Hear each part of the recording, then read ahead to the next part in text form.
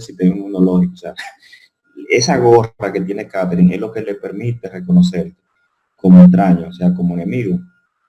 Y eso es función de esa célula dendrítica, tanto como los macrófagos, los linfocitos. ¿Qué hacen esas células dendríticas, o en el caso de los macrófagos, que toman ese antígeno? Y cuando toman ese antígeno, por ejemplo, esta es la molécula de polen, pero lo que le permite a los macrófagos, la célula dendrítica, o en el caso de los linfocitos B, son esas bolitas que están por encima, lo permite reconocerlo como extraño. O sea, eso es lo que lo identifica. Y identificar eso, reconocen que no es algo propio del cuerpo, que es un agente, lo identifica como un agente agresor. Ese agente agresor, una vez captado, es presentado a los linfocitos T colaboradores. Entonces, los linfocitos T colaboradores van a liberar interleucina, tanto interleucina 3, 4 y 5, que son las que están involucradas en este caso. Por otro lado, yo también libera interleucina 2, que tiene que ver con linfocitos citotóxicos y inmunosupresores.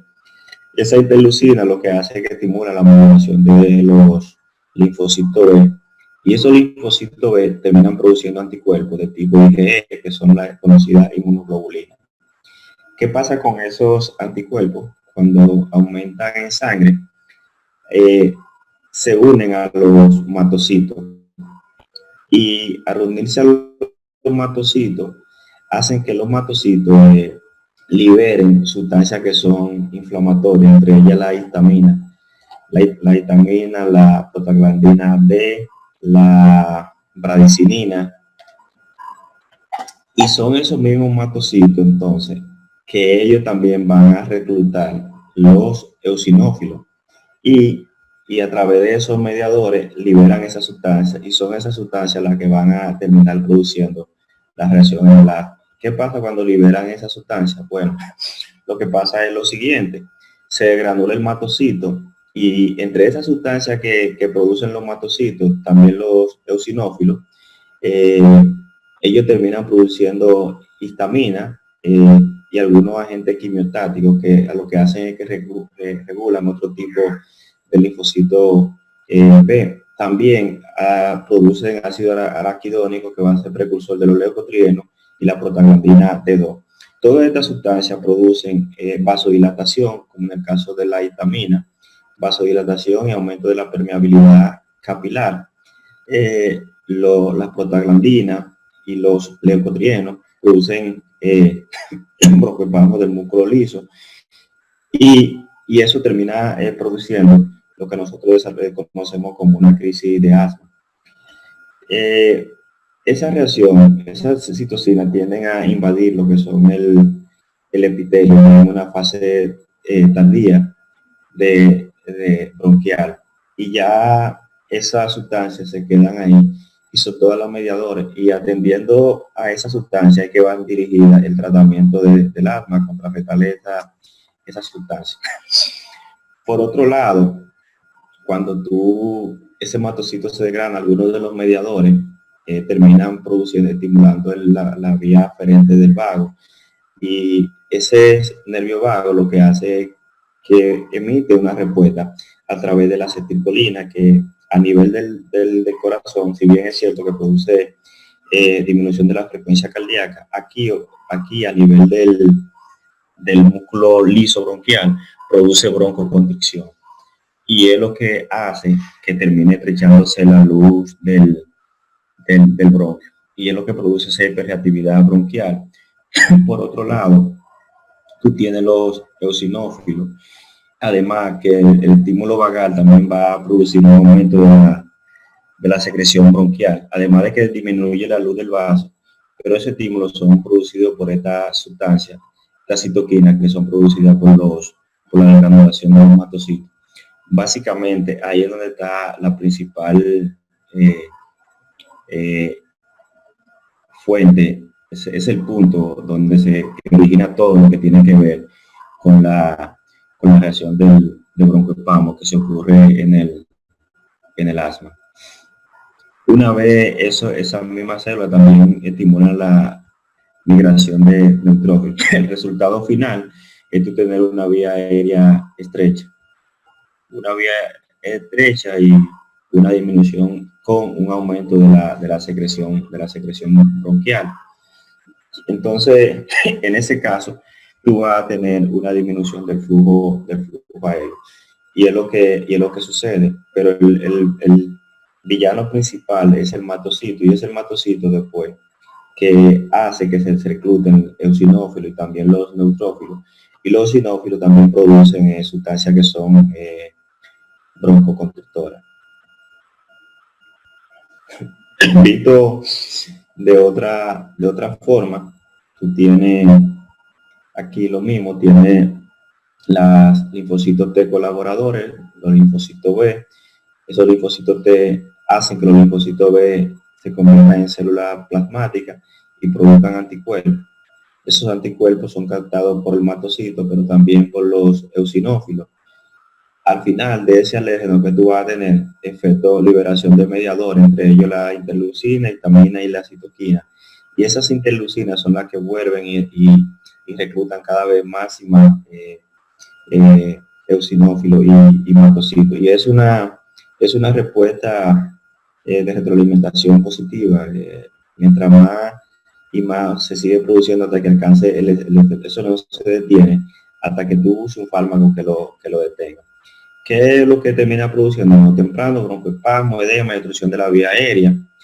Ya cuando esto se prolonga en el tiempo, tú vas a tener inflamación y obstrucción de la vía aérea. Además, aumento de la hipersensibilidad por estos anticuerpos que están aquí, que cualquier alérgeno que se acerque es reconocido como extraño. Si lo podemos ver de otra manera, la fisiopatología, tú puedes decir, bueno, los estímulos, los diferentes alérgenos, ya sean alérgenos que tomemos en medio, ya sea humo, ya sea medicamentos, aire, frío, ejercicio, infecciones virales. Eso te lleva a activación celular, principalmente el matocito, los eosinófilos, los linfocitos T colaboradores. Claro, estos linfocitos lo único que hacen es colaborar, o sea, un antígeno se lo presentan y en base a ese antígeno desencadenar una respuesta inflamatoria principalmente de los matocitos, y los matocitos terminan luego reclutando los eosinófilos y los basófilos. Entonces, esos linfocitos de colaboradores fuera favorable para el asma bronquial, que esos linfocitos no reconocieran esa sustancia como un agente extraño de la manera que lo reconocen, como ocurre, por ejemplo, en el VIH, así no se produjera la respuesta inflamatoria. Entonces, ¿qué viene ahí? Liberación de esos mediadores de inflamación, entre ellos principalmente la histamina y la interleucina, el factor de agregación plaquetaria, prostaglandina y leucotriena. Todos ellos van a contribuir a que se produzcan cambios en la vía aérea, como son inflamación, edema, secreción excesiva y broncoconstricción. Resultado final, obstrucción de la vía respiratoria. Esto ya he visto en palabras, no es lo que ocurre a nivel celular. Pero básicamente eso es lo que ocurre en el asma. ¿Alguna pregunta de la fisiopatología? ¿No? El asma, desde el punto de vista clínico, se manifiesta por una triada. Claro, esos no son los únicos síntomas que pueden presentar, las únicas manifestaciones, pero es una triada, epilepsia, tos y sibilancia. Es la triada que caracteriza el asma. Normalmente una tos seca, con dificultad respiratoria y el pito, que nosotros conocemos sibilancia. Ese pito es producido por la disminución del calibre de los bronquios. Es decir, es lo mismo que cuando tú haces que una corriente de aire pase por un orificio estrecho, y es por eso que se produce ese silbido. Si la vía no estuvieran estrechas, tuvieran de calibre normal y creo que tuviera mucha secreción de moco, tú básicamente lo que escucharías sería, pero esa triada, claro, eso no es lo único que puede haber en el asma desde el punto de vista clínico. El paciente te puede referir dolor pleurítico y también te puede referir opresión torácica.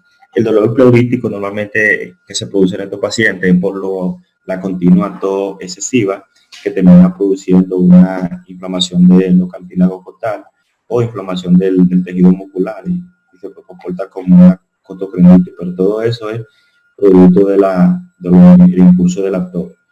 La disnea es por el esfuerzo que tiene que hacer para impulsar el aire. Ahora bien, desde el punto de vista del examen físico, bueno, lógico que también vamos a escuchar sibilantes, por tanto, la sibilancia puede ser un signo, como también puede ser un síntoma. El paciente te puede decir sencillamente que se siente que pita y tú no escucharlo, pero sí cuando le pones el efecto, sí identificarlo. Retracción costal, tú puedes encontrar y el uso de los músculos accesorios. Claro, y ese pulso paradójico de la frecuencia solamente se da cuando es en caso grave, cuando el paciente está en crisis. Pero cuando no está en crisis, normalmente un paciente asmático, dependiendo, ¿quiere decir algo, Catherine? No. Cuando el paciente está en crisis, tú vas a ser dependiendo de la gravedad, y normalmente tú vas a tener taquinea y va a tener uso de los músculos accesorios y un pulso paradójico. Ahora bien, normalmente un paciente con asma tiene sibilancia, o sea, un alto porcentaje, todo depende en qué estadio se encuentre el asma, si es un asma leve, si es un asma persistente, si es un asma grave. Aunque esté controlado, por ejemplo, pacientes con asma grave y asma persistente siempre tienen sibilantes. Claro, sibilantes que son en la fase expiratoria.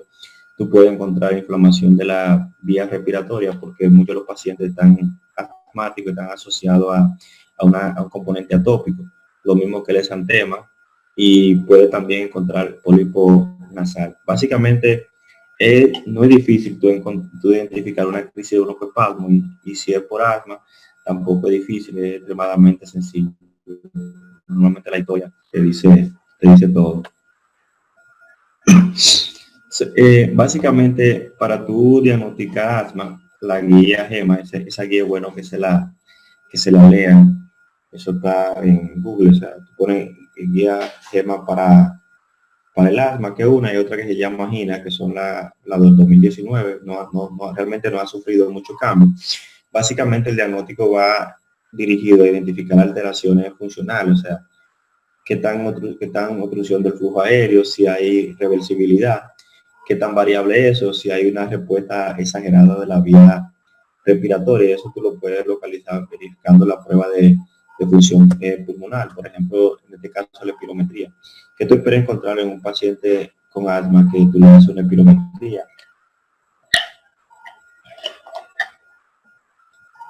¿Qué tú esperas encontrar en un paciente con asma que se le hace una espirometría? Eso lo vimos en la última clase. Sería la función vital, o sea, ¿cómo se dice? La capacidad vital normalmente no se modifica. Puede estar... Mira, lo más importante normalmente en una espirometría es el volumen expiratorio forzado en el primer segundo.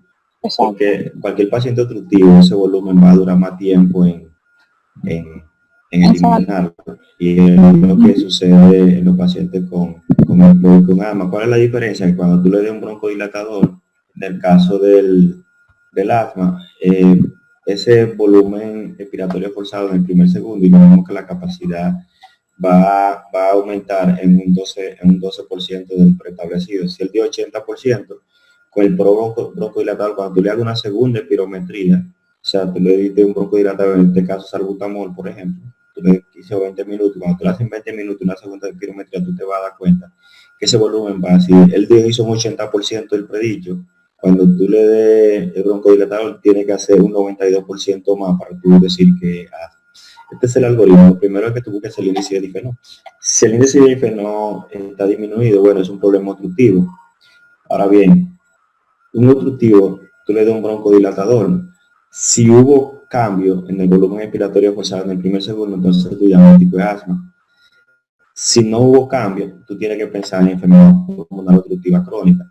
Y entonces hace una DLCO, o sea, ve cómo está la difusión del CO2, la membrana alveolar. Entonces tú vas a decir, si es normal, entonces es una bronquitis. Si está alto, es un asma, y si está bajo, es enfisema. Otra forma es que tú hagas espirometría, bueno, aparentemente normal, pero tú tienes la duda, haz un té de metacolina. Si el té de metacolina produce disminución en el volumen expiratorio forzado, entonces tú vas a decir que asma. Si no, entonces es normal. Si lo que tú tienes una baja capacidad vital, tú, bueno, piensas hacer un problema restrictivo del pulmón. El problema restrictivo, porque normalmente los problemas obstructivos la capacidad vital es normal, porque la cantidad de aire que exhalan, lo único que lo modifica es el tiempo que duran para exhalarlo. O sea, si tú tienes que eliminar 500, vamos a decir, como capacidad vital, 4.000 mililitros, si tú tienes una vía respiratoria normal, tú debes eliminar más del 70% de eso en el primer segundo. O sea, tú vas a eliminar 3.000 en el primer segundo. Y en el otro tiempo restante, tú vas a eliminar los otros 1.000, que serían el 25%. Ahora, un paciente con enfermedad pulmonar obstructiva crónica o con asma, ellos lo eliminan todo, eliminan los 4.000 igual que tú, lo único que en el primer segundo posiblemente no eliminen más que 2.000 y los otros 2.000 le turden más tiempo, o sea, porque tienen una fase expiratoria bastante larga. Como hay una obstrucción de la vía aérea, necesitan más tiempo exhalando aire para poder exhalar la misma cantidad de aire que una persona normal. Por tanto, lo que está disminuido en el caso de un paciente con asma es el volumen expiratorio forzado en el primer segundo. Y cuando tú das un broncodilatador, ese volumen forzado en el primer segundo termina produciendo aumento de volumen expiratorio forzado en el primer segundo. En el caso de si un paciente es restrictivo, y es lo primero que tú identificas, si es obstructivo o es restrictivo en una espirometría, entonces tú haces una DLCO. Si el volumen si todo está normal, la DLCO, entonces el problema en la pared torácica, tú debes ver si hay un aumento de la capacidad inspiratoria. Si está disminuido, entonces piensa en un problema del diafragma, un problema restrictivo. Si está normal, piensa entonces en una enfermedad pleural, pero no te diagnostica enfermedad pleural. Tú tienes que descartar si realmente es una enfermedad. Ahora, si esto está bajito, básicamente lo que tú vas a tener una enfermedad intersticial. Entonces, ver cuál de las enfermedades intersticiales, porque el grupo es un poquito grande. Si lo vemos de otra forma, en el caso del asma, tú tomas la espirometría, volumen índice de disfenol, más de un 70%, bueno, normal, capacidad vital. Si la capacidad vital es normal, forzada, entonces tú tienes una espirometría normal. Si está baja, ver curva flujo-volumen, a ver si hubo un problema de mala colaboración del paciente. Si no es, entonces es un problema restrictivo. Si es obstructivo, entonces tú tienes que dar un broncodilatador para ver si hubo reversibilidad de esa obstrucción, y hablamos de que es reversible cuando es más de un 12%, aumenta el volumen expiratorio forzado en el primer segundo. Entonces es asma. Si no es reversible, entonces hay que ver, tú das un ciclo de corticosteroides orales, entonces tú vas, si revierte, piensa en asma, si no, piensa en una enfermedad pulmonar obstructiva crónica, bronquiectasia o fibrosis quística. Así se vería la curva de una espirometría en un paciente por asma. Por ejemplo, en un paciente, esta sería la curva normal para el B. La curva normal sería esta curva flujo-volumen. Básicamente, esa es la curva más o menos que se presenta. En un paciente con asma, la curva queda muy por debajo, el flujo queda muy por debajo, y el volumen también podría quedar por debajo. Un paciente con asma queda por debajo. Eso es un paciente con asma antes de darle un broncodilatador. Inmediatamente cuando tú le das un broncodilatador, esa curva sube y se acerca a lo normal, lo mismo que aquí, sube y también se acerca a lo normal. La otra prueba que no tiene mucha importancia en el asma es la radiografía. O sea, no todos los pacientes con asma tú tienes que hacerle una radiografía, pero esta radiografía, por ejemplo, la de arriba son prácticamente normales, la de abajo no es normal porque tiene una banda fibrotelestásica y tiene un foco infeccioso, pero no es lo que me interesa de esta radiografía. Lo que interesa es el dato de atrapamiento aéreo que tienen la radiografía de los pacientes con asma. Y tú te das cuenta, porque los espacios intercostales normalmente son arqueados y son más separados que una persona con una radiografía normal. Además que siempre hay una radiolucidez por encima del diafragma. Pero la radiografía de tórax no es algo que tú debes hacerle a un paciente asmático. Ahora bien, si el paciente asmático, además de tos, sibilancia, los síntomas clásicos, tiene fiebre, tú dices, bueno, y las expectoraciones son amarillas, tú dices, bueno, es probable que tenga una neumonía. En ese caso sí estaría indicado una radiografía de tórax, tú buscando que la causa desencadenante sea un problema infeccioso. Pero los pacientes que normalmente sencillamente hicieron una crisis de asma no necesitan más que darle broncodilatadores y en su defecto, si no se le ha hecho hacer una espirometría, ponerle tratamiento y 3 meses después reevaluar con la espirometría si el tratamiento está dando efecto. Entonces, para tú tratar a un paciente con asma, lo primero que tú tienes que hacer es estratificar, o sea, decir qué tipo de asma tiene ese paciente.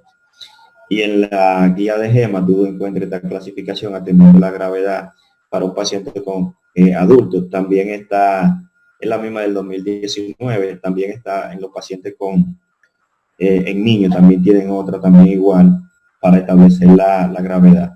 Pero normalmente están ahí todas, están en la guía GEMA, nada más tienes que buscarla si alguien es asmático.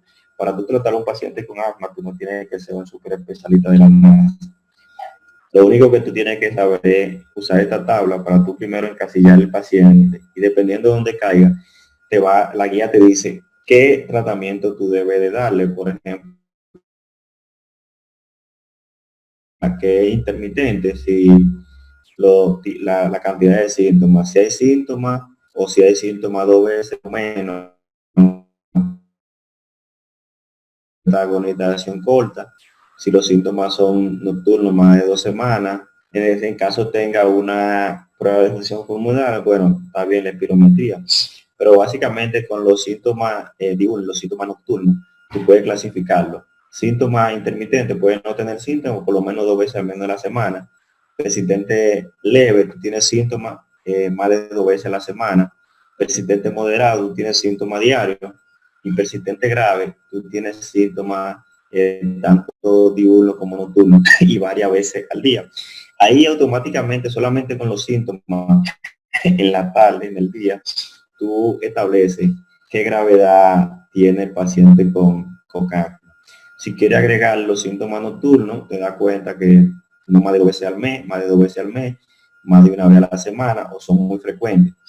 Si hay limitación de la actividad física, ninguna, algo, bastante, mucha, o con una prueba de función pulmonar a través del volumen expiratorio forzado en el primer segundo, si es más del 80%,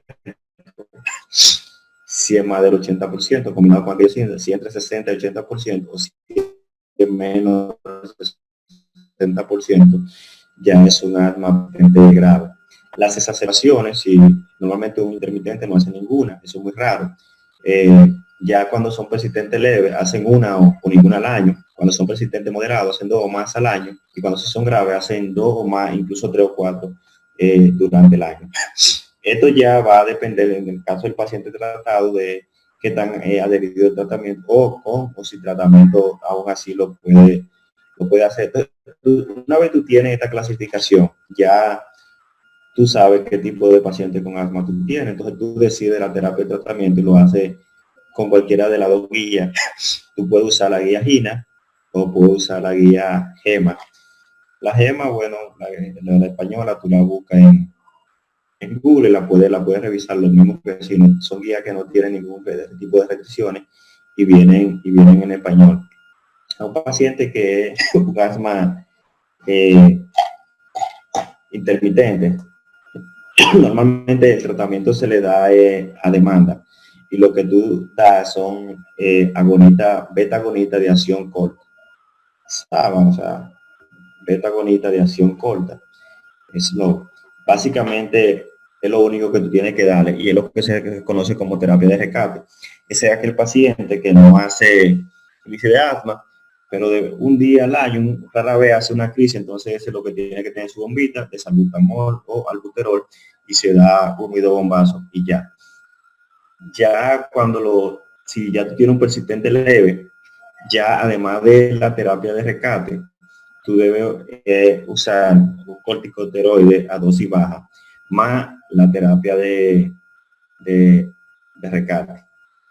Ya si es persistente moderado, tú tienes que usar glucocorticoides, esteroides, también inhalado, a dosis baja, siempre inhalado, hasta ahí siempre inhalado, porque los esteroides sistémicos tienen mucho daño para la salud. Cuando los esteroides son inhalados, son microdosis, no tienen ningún efecto, ni siquiera sobre la reabsorción ósea. Entonces, ya en este caso, tú tienes que dar un glucocorticoide inhalado a dosis baja, puede ser fluticasona, puede ser budesonida, cualquiera de esos, y un agonista de acción prolongada como formoterol, que es uno de los más conocidos, que tú lo puedes dar incluso cada 12 horas. O sea, un beta agonista de acción larga, reconoce que son los receptores beta 2, cuando son estimulados, producen broncodilatación, que básicamente también actúa el sistema simpático. Ya cuando tú tienes un caso grave, ya tú tienes que aumentar la dosis de glucocorticoide inhalado y seguir con los broncodilatadores de acción prolongada, los beta agonistas, sea formoterol o ¿cómo se llama? Bueno, no recuerdo el nombre, pero formoterol es uno de los más conocidos. ¿Qué dice la GINA en el grupo 4 y 5? Básicamente da glucocorticoide inhalado, dar broncodilatadores de acción prolongada como el formoterol, y dar también un inhibidor antagonista de los leucotrienos.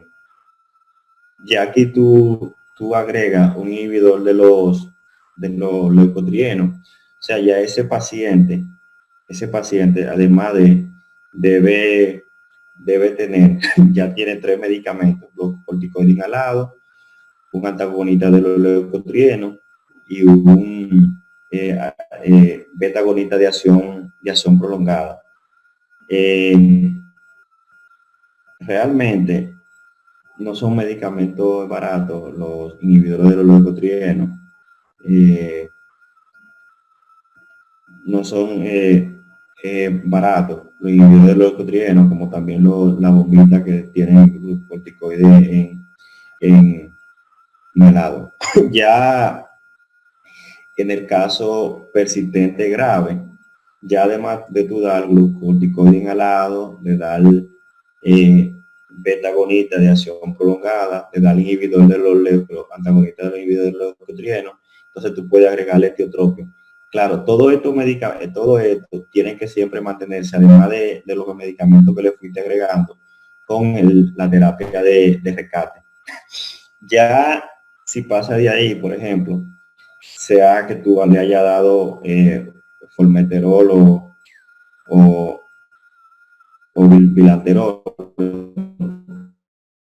que otro de los antagonistas, o salmeterol, cualquiera del olor. Entonces ya si el paciente no responde, entonces tú tienes 2 opciones: normalmente dar esteroides sistémicos o dar medicamentos, agentes biológicos que van ahí destinados a reducir la cascada inflamatoria así como tú usas el torsiluzumab.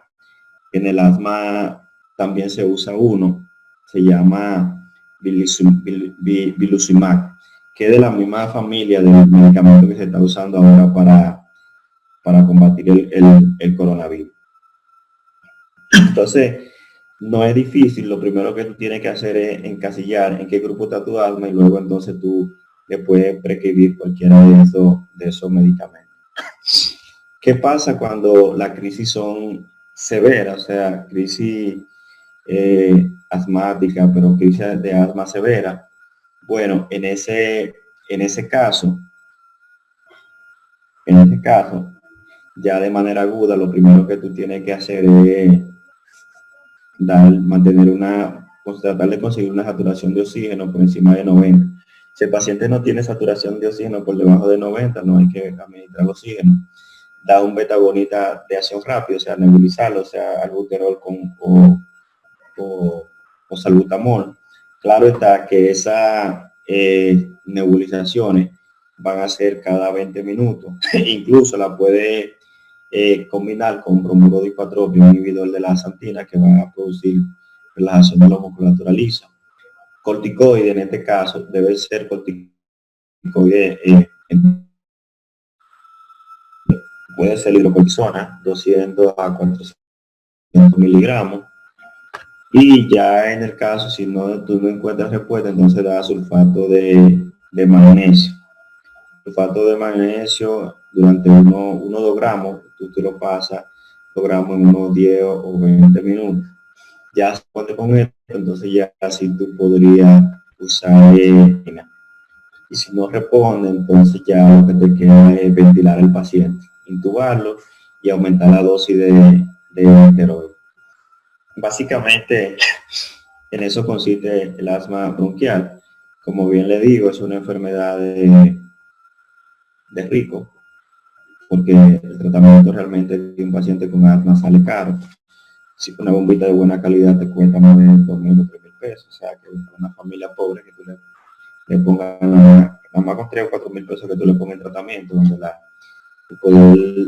los salarios del pueblo dominicano rondan los 15.000 pesos, ya tú le estás quitando más del 33% de su salario.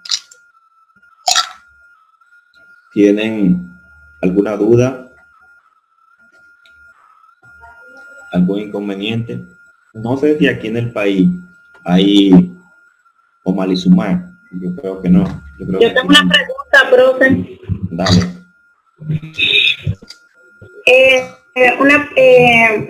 Los pacientes asmáticos, generalmente lo que se le administra es salbutamol. Pero los pacientes que hacen alergia a eso, entonces, ¿qué otro medicamento se le Dipatropio. Se le Tú le puedes dar bromuro de dipatropio. Déjame decirte, realmente los pacientes que hacen alergia al salbutamol son raros. Yo he visto muy poco en la práctica clínica. Lo que los pacientes muchas veces se quejan es como son beta-agonistas, también actúan sobre los receptores beta-2 que se encuentran en el corazón, entonces son taquicardizantes. O sea, la taquicardia, que la gente lo puede confundir con alergia, no es una reacción alérgica, es una reacción normal de cualquier beta-agonista que tú des, porque tú tienes receptores beta-1 y beta-2 en el corazón. Claro, en el corazón abundan los beta-1 y por tanto estos agonistas pueden hacer que se produzca aumento de la frecuencia cardíaca. Pero si realmente es alérgico al salbutamol, bueno, da bromuro dipatropio. Nebulízalo con bromuro dipatropio y le pone su esteroide. Normalmente la mayoría de ellos responden bien. Es raro el paciente con asma que tú tienes que ponerle sulfato de magnesio, que tiene que ponerle efedrina. Solamente los pacientes que hacen estatus asmático severo, que caen en cuidado intensivo, que tú normalmente te ves obligado a usar estos dos últimos medicamentos. Pero la gran mayoría con estos dos funcionan. Y si tú quieres hacerlo más rápido, tú puedes combinar igual. Junto tú puedes poner salbutamol con bromuro dipatropio o salbutamol con albuterol con bromuro dipatropio. Lo puedes nebulizar juntos. O sea, son medicamentos que tú lo puedes combinar y echarlo en el nebulizador y no va a tener ningún efecto más que hacer sinergismo uno con otro. Entonces, entre los betagonistas de acción, entonces, lo que vimos anteriormente, esto básicamente para el paciente de asma que va a la consulta, tú tienes una pasantía y bueno, y tú lo único que tienes que familiarizarte con estos medicamentos, o sea, nombre comercial de algunos. Por ejemplo, vienen muchas combinaciones, como Fortel-B, que viene formoterol con fluticasona, Seroflow, que viene salmeterol con fluticasona. O sea, esta combinación viene corticosteroide inhalado y betagonita de acción larga inhalado. Eso normalmente viene en un medicamento. También en el caso agudo, también tú puedes usar teofilina. Claro, siempre ajustando la dosis adecuada para cada paciente con la edad y vigilando los efectos secundarios, porque son la teofilina, la mifilina, son arritmogénicos, o sea, son medicamentos que pueden producir arritmia, y básicamente tienen que tener cuidado con la dosis que lo use y cómo lo administra. ¿Alguna otra pregunta? ¿No hay pregunta? Profe. Ajá. Pero esos medicamentos que usted puso ahí en la lista del tratamiento son para los pacientes que hacen una crisis asmática, No, ¿verdad? Porque generalmente para todos los pacientes con asma, para todos. Para todos, es decir, sí. Un paciente que me llega a la consulta, un paciente que llega a la consulta con asma, con una crisis de asma, y no, que... Con una crisis tú haces esto. Salbutamol, normalmente si es con una crisis, te llega la emergencia, normalmente tú lo que haces es darles salbutamol, por ejemplo, o esteroide endovenoso, o sea, si son niños, la mayoría solamente con salbutamol o albuterol responden. Cuando tú nebulizas los 2 o 3 veces. Esa es la pregunta que le quiero hacer. La gran mayoría exactamente, esa es la pregunta que le... Esos son para los casos agudos. Ahora, esto que ustedes ven aquí, esto es para el paciente de consulta.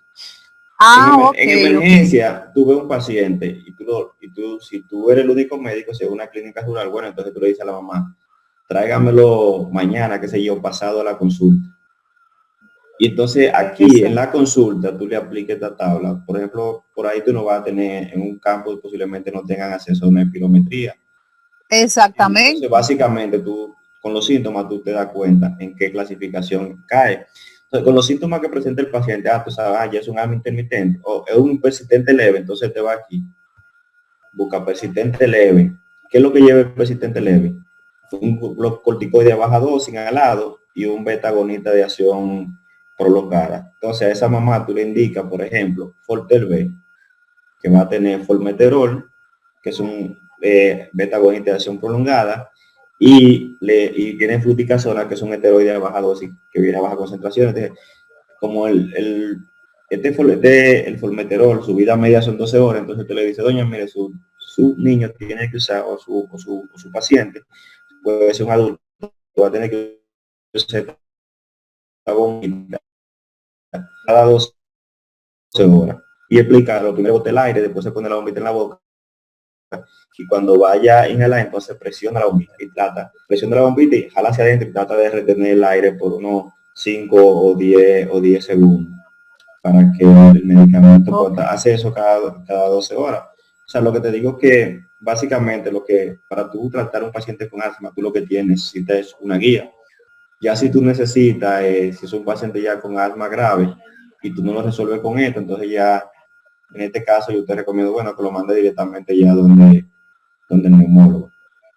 De hecho, por ejemplo, en los casos persistentes graves, donde dice derivación a un especialista, básicamente, lo único que ellos hacen diferente son poner esteroides sistémicos y darle seguimiento, o ponerle omalizumab, pero que eso no, aquí en el país no tenemos omalizumab, o sea, básicamente aquí lo único que tenemos es, y que se usan, son gente que lo que hacen es que median la inflamación, es lo que se hace el tocilizumab que se está usando ahora mismo para el coronavirus.